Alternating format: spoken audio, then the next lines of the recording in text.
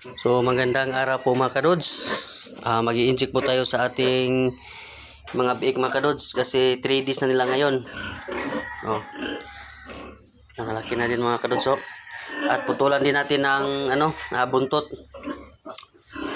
Hindi po ako expert, hindi po ako technician, ay sarili ko po lang experience po ito mga kadods.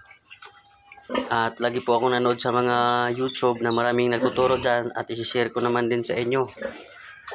Dito lang po mga kadods. 3 days old ng mga biik ay kailangan natin ng i-injika ng iron ng 1 ml mga kadods. Tara, inject na tayo mga kadods. At bago pa yan mga kadods ay kailangan muna natin maglinis dito. Tapos yung mga biik ay ilipat natin dito sa may ipa. Kasi lagi pong umuulan dito. Dito naman ay mga kadods, mainit tong ipa. Kasi malamig po ang panahon ngayon dito sa probinsya namin. Kailangan na hindi mabasa ang ating mga biik mga kadods pagkatapos ng pag-inject. Yan. Malinis na dito. Tapos dito na lang ang ating ilinisin mga kadods. Tara mga kadods. Kadods, dito na tayo.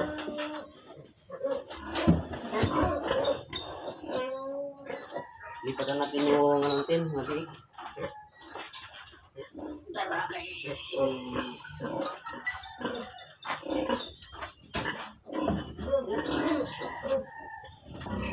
Dito mga kadods.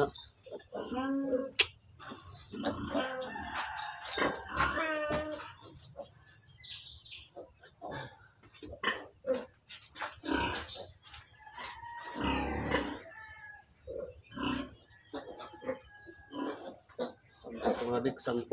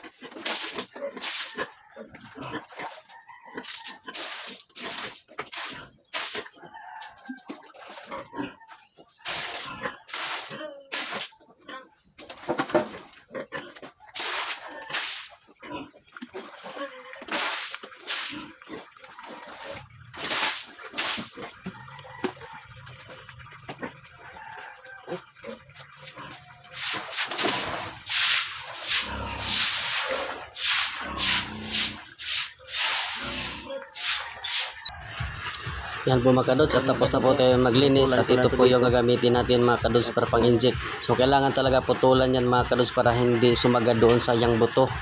So kailangan na may stopper tayo mga kadods kasi pag matamaan yan sa may buto mga kadods ay nako, delikado yan. Parang maghihina at magkakaramdam yung biik na may sugat sa loob ng katawan niya. So kailangan talaga na may stopper tayo mga kadods para iwas po tayo sa disgrasya. So yan na po ang ating gagawin mga kadods, at magpunas-punasan natin yung kamay na malinis na lagyan ng alcohol. At tingnan nyo lang po kung paano ako mag-i-inject mga kadods na ako lang mag-isa. Kasi wala po yung mga kapatid ko dito. Umalis po. Nandun po sila sa Cebu. Ang iba naman nandun sa Tagbilaran. So ipakita ko na lang po sa inyo mga kadods kung paano ako mag-inject ng mga biik na ako lang ang mag-isa. Pag dito mga kadods ay madali lang po to kasi dito lang hawakan natin. Hindi ko po sinasaktan nitong biik natin mga kadods.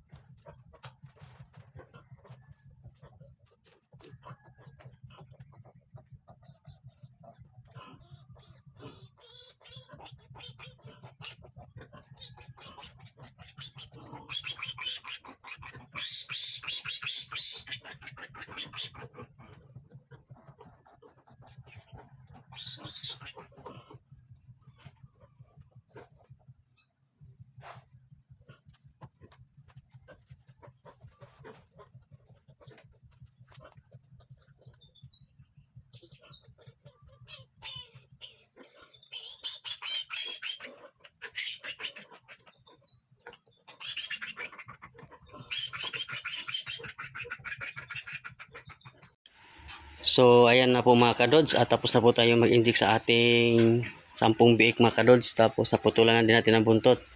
So sa sunod na araw mga kadods ay ito naman ang ating i-injikan. Sunod na araw. Yan. Siguro sa i-injikan natin to sa 18. Sa 18 to mga kadods, sa ibis. Sobrang laki ang tiyan nito mga kadods, pero 10 lang, 6 lang ang anak niya. Pangalawang anakan pa to mga kadods, 6 yung isa. Pero mas malalaki sa mga kadods. Pag maliit ang anak, malaki ang mga biik. Pag maraming anak, maliliit ang biik mga kadods.